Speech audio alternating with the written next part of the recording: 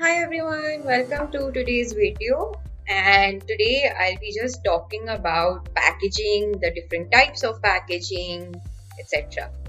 So, what is packaging? So, packaging it involves the design and creation of different products, containers, and how it looks to the consumers who might purchase your product. Not only it promotes a brand, but also protects its contents as well. In order to attract different consumers, advertising agencies will play around with the design. So, for example, in these two images right here, as you can see in these two products, in these two packagings, the consumers are different. The first one over here, the consumers are small children, and they want to, and this company they want to promote their food to the younger generation, right? So that's why the way the packaging is done, it's done in a much more colorful manner. It has quirky designs. It's made in a way so that kids love the packaging and they also tend to buy the same product, right?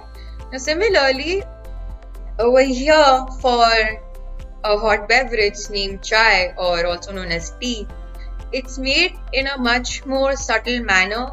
I mean, the design is there, but it's made in a much more simpler and a minimalistic manner as compared to the first one right here. So this other one is mainly for the older generation, or also for people who are studying in college, who are college or working class people, right? So as you can see how differently packaging works in these two manners, right? So coming to the promotion part, it's one of the primary functions of package designing. Depending on the product, the packaging can be straightforward or can be complex. Advertisers or advertising agencies would want you to see their product first. It invokes the same emotions, then they have so in case if their product invokes the same emotions when you look at their packaging, then you know they have succeeded to get your attention. So how often, like when you go to a grocery store to buy your basic needs such as cereals or shampoos, conditioners, you tend to look at their packaging, right? So if that packaging appeals to you, you like the way it's been packaged, the way it's been designed, the material of the packaging as well, then there is a high chance that you will go ahead and purchase that same product, right? Sometimes what the advertising agencies they will also do is that you must have seen, so for example, if you purchase a cereal that you eat for breakfast, right? So apart from all the graphics that they have on the front side, they usually have nutritional values and the ingredients written on the side as well. So that's additional information, right? So it's like that. So I'll show you another example right here. So look at these range of products for men. So it's by Dove. So there's an interesting story behind it as well. So back in 2010, when Dove decided to expand its personal care products to men, it moved away from its feminine tradition and adopted a much more muscular tone, right? So you must be knowing that Dove, usually the products, their personal care hygiene products, it's mainly white with a lot of soft and pastel colors such as light pink, light blue, sometimes even purple, right? So the straight line logos, as you can see over here, darker colors, etc., they were used for men care products, keeping in mind the consumers as well.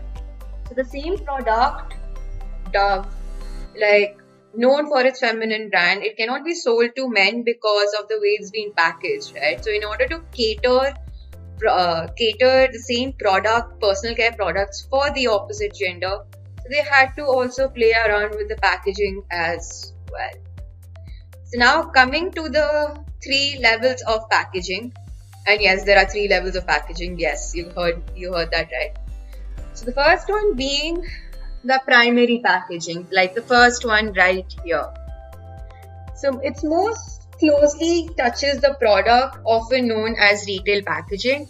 So as you can see right here, even though it's a can with these green peas, when you open this can, you know that there will be either frozen or boiled green peas. Similarly, if you purchase a can of beer or if you purchase a can of a cold drink, the primary packaging would be just the can, and inside would be its contents. So coming back to primary packaging, it's critical for branding as it also informs the consumers what it contains, and also its additional information such as nutritional values, the expiry date, the date of manufacture, batch number, etc. Its main goal is to protect and attract its potential customer, right?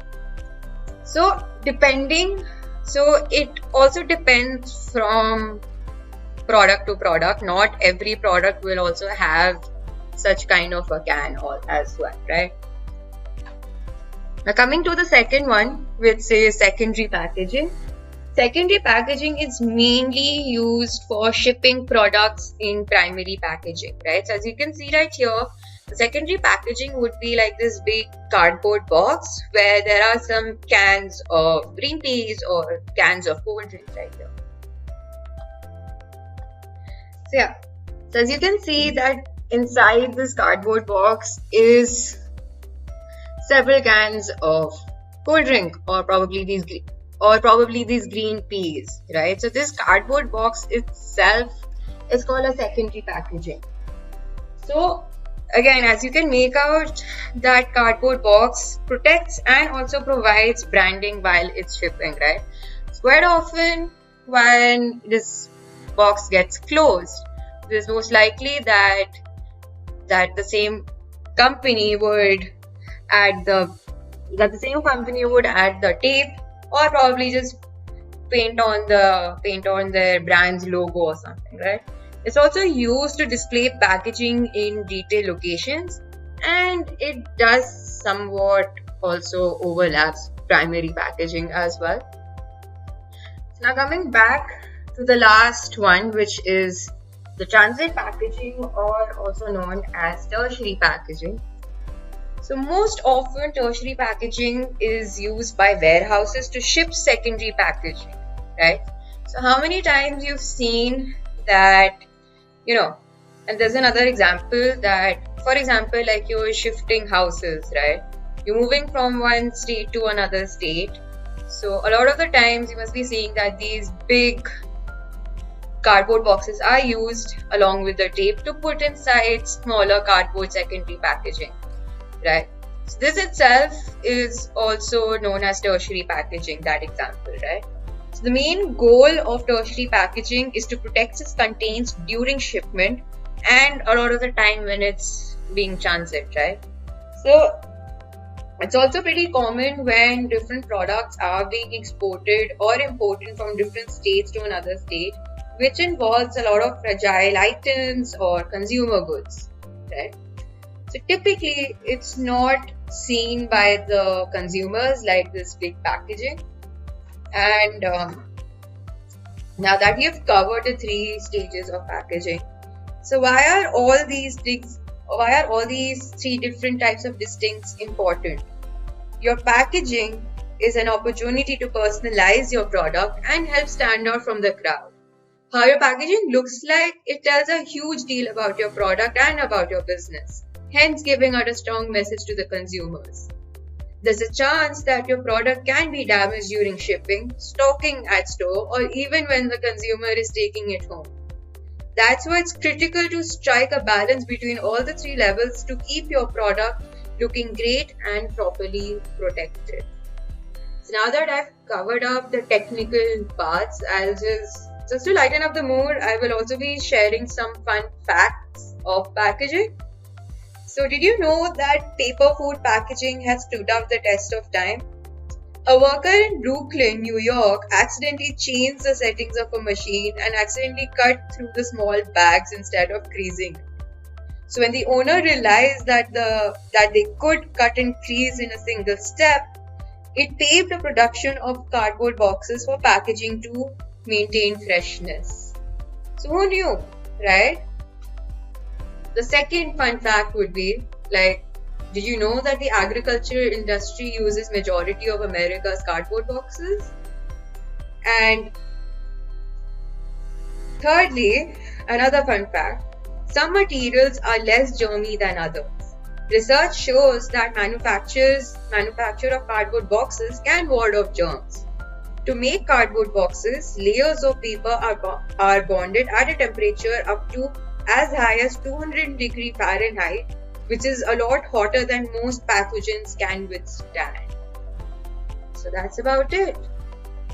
So I've covered up like 3 fun facts and also some important key elements that you guys should know about packaging. So I hope you guys found this video to be useful. And you can also, if you want, you can just write down all these points up in your notebook for future reference. Thanks for watching and stay tuned for more.